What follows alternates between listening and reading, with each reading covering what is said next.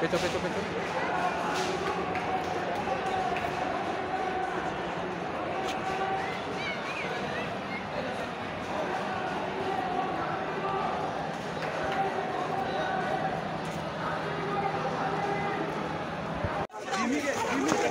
Camera please আপনারা ওদিকে যাবেন না, রিকোয়েস্ট করছি, চোট লাগবে, অনুরোধ করছি, রিস্ক নেবেন না, প্লিজ এদিকে চলে আসুন।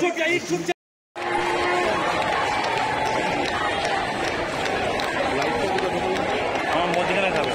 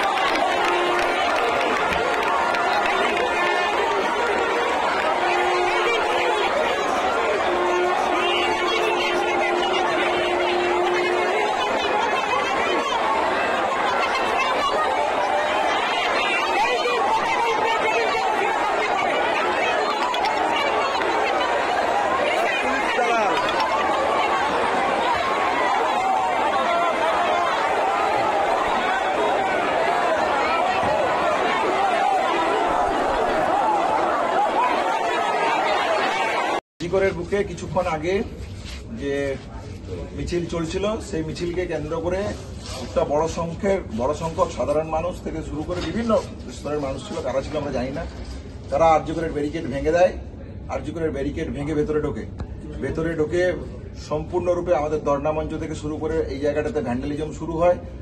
আমরা ডাক্তার আমাদের আরজিকরের বুক থেকে একটা প্রেস এই মিছিল যে বেরোনোর কথা ছিল সেই মিছিলটা বেরোনোর ঠিক মুহূর্তে এই ঘটনা ঘটে। আমরা টোটালি ভীত এবং সন্ত্রস্ত। আমাদের যে অবস্থান মঞ্চ ছিল সেই অবস্থান মঞ্চের একটা ভ্যান্ডালিজম হয়, তার আশেপাশে এমার্জেন্সির মধ্যে ভ্যান্ডালিজম হয়। আমরা মনে করি পরিষ্কারভাবে পুলিশ দাঁড়িয়ে দাঁড়িয়ে পরিষ্কার দেখলো এই ঘটনা, কোন রকমের কোনো হস্তক্ষেপ করলো না। আমরা পরিষ্কার মনে করি পুলিশ প্রশাসনের এটা পরিষ্কার ব্যর্থতা, প্রশাসনের ব্যর্থতা, সরকারের ব্যর্থতা। আমরা সাধারণ মানুষের কাছে অ্যাপিল করছি যে এই ঘটনার সংবেদনশীলতাকে মাথায় রাখবেন, সংবেদনশীলতাকে মাথায় রেখে আপনারা আন্দোলনে আমাদের পাশে থাকুন।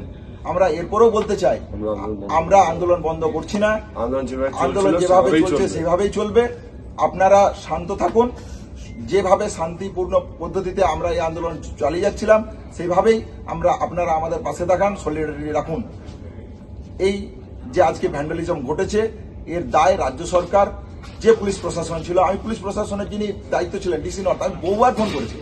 আমাদের পক্ষ থেকে যারা রিপ্রেজেন্টেটিভ ছিল, যাদের সাথে নিয়মিত কথা হতো না, তার সাথে আমাদের প্রতিদিন যোগাযোগ হয়েছে, তাদের সাথে কম করে 10-12 বার 15 বার ফোনে কথা হয়েছে, কিন্তু তারা কেউ কোনো রকমের কোনো রেসপন্স নেয় না, ফোন ধরেনি, রেসপন্স নেয়নি।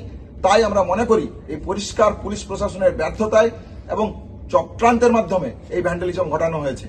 তারপরেও আমরা আমাদের আন্দোলন কন্টিনিউ রাখছি। পরবর্তী কর্মসূচি আমাদের অতি দ্রুততার সাথে আমরা জানাবো।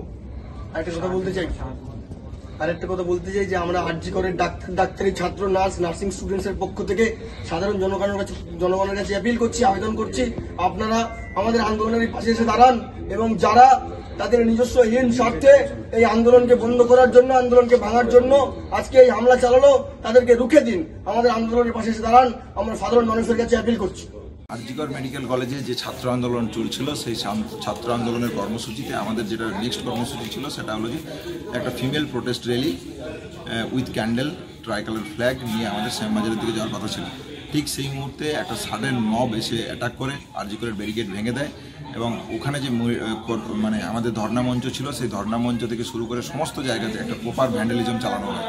এই ভ্যান্ডালিজমের ফলে ধর্ণা মঞ্চ ভেঙে যায়, বিভিন্ন জায়গাতে প্রচণ্ড ডিস্টর্টেড হয়, আমরা টোটাল ছত্রভঙ্গ হয়ে যায়। বিভিন্ন কলেজ, হোস্টেল, এমার্জেন্সি মধ্যে আমরা গিয়ে আশ্রয় নিই। কলেজের যারা কর্তব্যরত পুলিশ অফিসার ছিল তাদের সাথে বারবার এর আগে, এই মিছিলের আগে এবং পরে আমরা যোগাযোগ করার চেষ্টা করি, কিন্তু কাউকে আমরা ফোনে ধরতে পারিনি। এই ঘটনার পর সমস্ত কলেজ জুড়ে এখনও ভ্যান্ডালিজম চলছে। আমরা একটা সেফ জায়গাতে বিভিন্ন ছাত্রছাত্রীরা বিভিন্ন কলেজ, হোস্টেল, ট্রমা, এমার্জেন্সি, এলটির মধ্যে বিভিন্ন জায়গাতে আছি। সাধারণ মানুষের কাছে আমার আবেদন থাকবে, এই আন্দোলনের যে গভীরতা, সেই গভীরতাকে সমবেদনার সাথে বুঝবেন। এর পাশাপাশি বলতে চাই, এই ভ্যান্ডালিজম হলো কেন, এর দায় কার? পুলিশ প্রশাসন যে সম্পূর্ণরূপে ব্যর্থ হয়েছে। কেন এই এত সুন্দর একটা শান্তিপূর্ণ যে আন্দোলন চলছিল, সেই আন্দোলনের মধ্যে এরকম একটা সাডেন মবকে কেন তারা ঢুকতে দিল? এইখানে কি পুলিশ প্রশাসন, রাজ্য সরকার তাই দায় এড়াতে পারে? আমরা ইমিডিয়েট বেসিসে কলেজের মধ্যে সম্পূর্ণরূপে সুরক্ষার দাবি জানাচ্ছি। তারা এই মব শুধু যে ব্যারিকেড ভেঙে এমার্জেন্সির সামনে যে ভ্যান্ডালিজম চালিয়েছে তা নয়, তারা সমস্ত ওয়ার্ড, বিভিন্ন ট্রমার ভিতরে ঢুকে, এমার্জেন্সির ভিতরে ঢুকে, তার উপরের ফ্লোরে টোটালটা জুড়ে একটা ভ্যান্ডালিজম চালায়। আমরা পরিষ্কার মনে করি এর পিছনে কোনো রাজনৈতিক উদ্দেশ্য আছে কি নেই? অবশ্যই কোনো না কোনো উদ্দেশ্য আছে। কী তার মোটিভ? এই সমস্ত কিছু প্রকাশ্যে আসা হোক। আমরা ইমিডিয়েট চাইছি পুলিশ প্রশাসন এবং রাজ্য সরকার হস্তক্ষেপ করে কলকাতা আরজি কর ক্যাম্পাসের মধ্যে সেফটি সিকিউরিটি ইনশিওর করুক।